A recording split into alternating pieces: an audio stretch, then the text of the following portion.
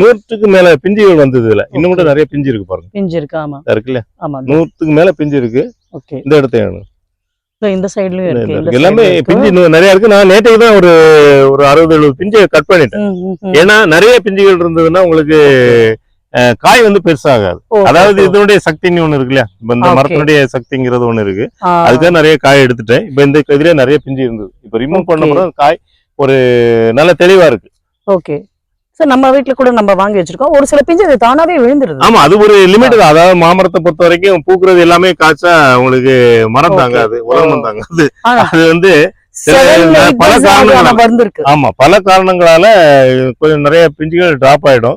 ஆனா நமக்கு ஒரு அது என்ன தகுதிக்கு காய்க்க முடியுமோ அதை காய்க்கும். எனக்கு என்ன ஆச்சரியம்னாக்க, இந்த ஜப்பான்ல வளரக்கூடிய மியாசாக்கி நம்ம தரையில எந்த பராமரிப்பு இல்லாம வச்சிருக்கிறோம். அதாவது ஒரு நம்ம நாட்டு மாமரம் எப்படி பராமரிப்போமோ அதே தான் பராமரிக்கிறோம். அப்ப கூட இவ்வளவு பிஞ்சுகள் வந்திருக்கு, ரொம்ப சந்தோஷமா இருக்கு. நான் ஒரு 15 செடி வச்சிருக்கிறேன் இதுல, அந்த மியாசாக்கில தரையில. அதுல வந்து ஒரு 5 செடியில பூ வந்திருக்கு. இதே மாதிரி பூக்கள் வந்திருக்கு, பிஞ்சுகளும் வந்திருக்கு. நம்ம நர்சரியில கிட்டத்தட்ட 3 வருஷத்துக்கு முன்னாடியே நம்ம இந்த செடிகளை சேல்ஸ் பண்ணிட்டு இருக்கோம். அந்த எப்போ அறிமுகமாச்சோ அப்பவே பண்றோம். எங்க மாடி தோட்டத்திலயும் எங்களுக்கு இந்த மியாசாக்கி காய்ச்சுது. சாரோட கவனத்துக்கு நான் ஒண்ணு கொண்டு வரேன். உங்கள்ட்ட இருந்து நான் வாங்கிட்டு போனதுல நம்ம இதுல பிஞ்சு வந்திருக்கு, அந்த வீடியோ நான் போட்டுருக்கேன். ஓகே, அப்படியா? மியாசாக்கியா வாங்கி? மியாசாக்கி. ஆமா, நிறைய செடி நீங்களும் வாங்கிருக்கீங்க இல்லையா? அவருதான் எடுத்துட்டு வந்து வச்சாரு. அது வந்து வச்சாரு. அவருக்கு ஞாபகம் இருக்கா தெரியல. பிஞ்சு வந்திருக்கு. பிஞ்சு வந்திருக்கு. அது கண்டிப்பா அது நம்ம தொடர நல்லா பராமரிச்சோம்னா வரும்.